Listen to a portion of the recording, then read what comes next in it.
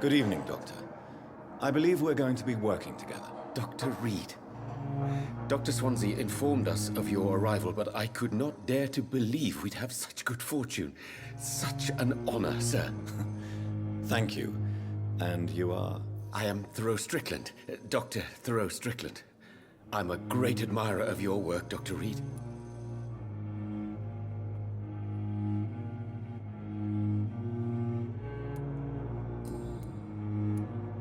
Please. I'm a great admirer of your work concerning blood transfusion, Dr. Reed.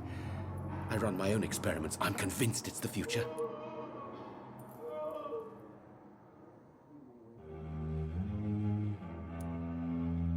I based my technique on my mentor's research. He helped me perfect my method. What is yours? I'd rather not talk about it. For now, it's just theories and first approach. My process is purely experimental and unsuccessful. As long as you're cautious and methodical, you may remain empty-handed, but you won't fail. You're not the first one to warn me, but I am convinced knowledge is the main weapon against the ravages of this epidemic.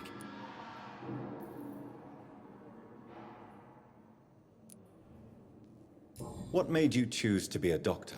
I'm not ashamed to admit you and your work have inspired me. I am honored to have the opportunity to work by your side. It's always a pleasure to share scientific and medical knowledge with someone eager to learn. I'll be glad to help you if I can. This epidemic may be the century's most terrible disaster, but I'm convinced that we, as doctors, are the only ones able to defeat it.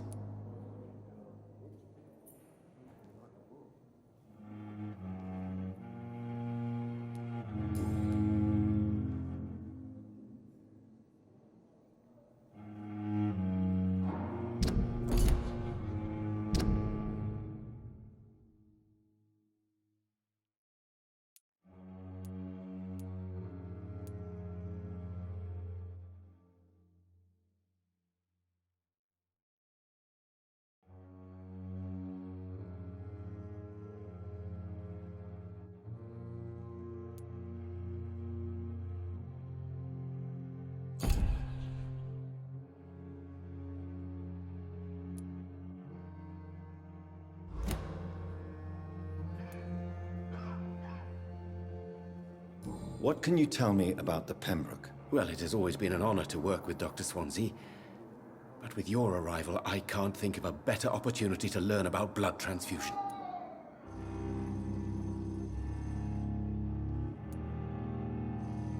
Do you need help with anything in particular? Well, yes, maybe.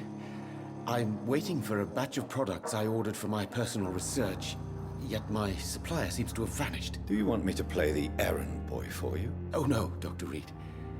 But if you went personally to his shop, what with your reputation and all, he wouldn't dare to refuse the products I need. I see. Well, give me the address, for I may pass by if I have time.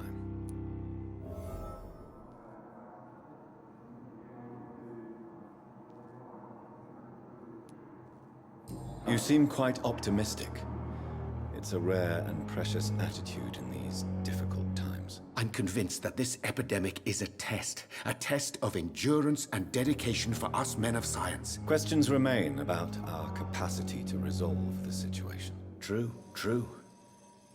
Last summer, during the first wave of the epidemic, I used to joke with Milton about the extra work. We're not smiling now.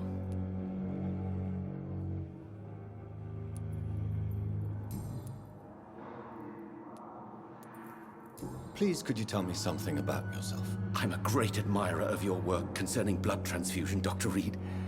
I run my own experiments. I'm convinced it's the future.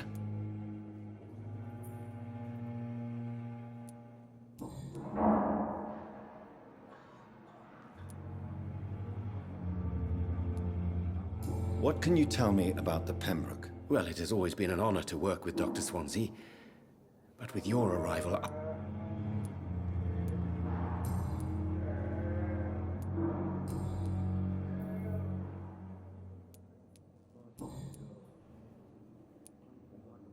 Tell me more about your willingness to experiment with new medical techniques. Harvey Fiddick is a patient suffering from a severe injury that could cripple him if not treated correctly. I'm convinced your blood transfusion technique could help him. What is it you really want? To save him, or to prove your point? Fair question. I want nothing but to save my patient, Dr. Reed. Especially since I know Mr. Fiddick's story.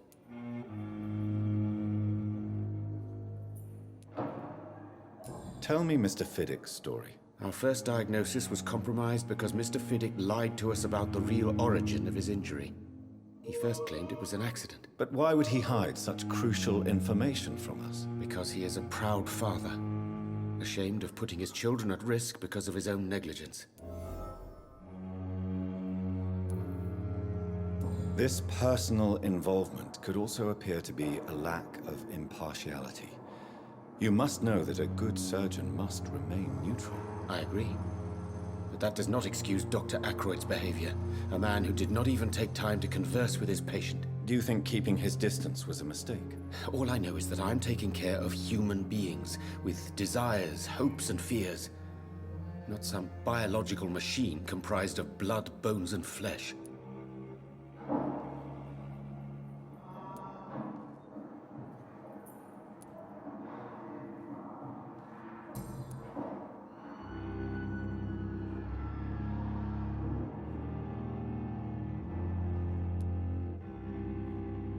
Tell me more about your willingness to experiment with new medical techniques. Harvey Fiddick is a patient suffering from a severe injury that could cripple him if not treated correctly.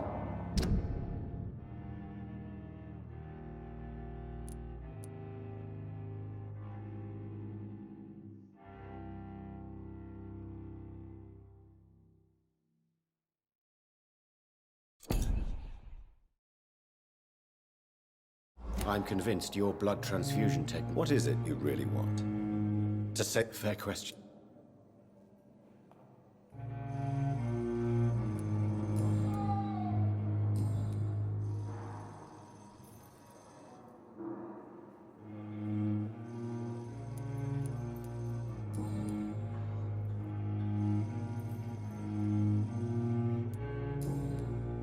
Goodbye, Dr. Strickland.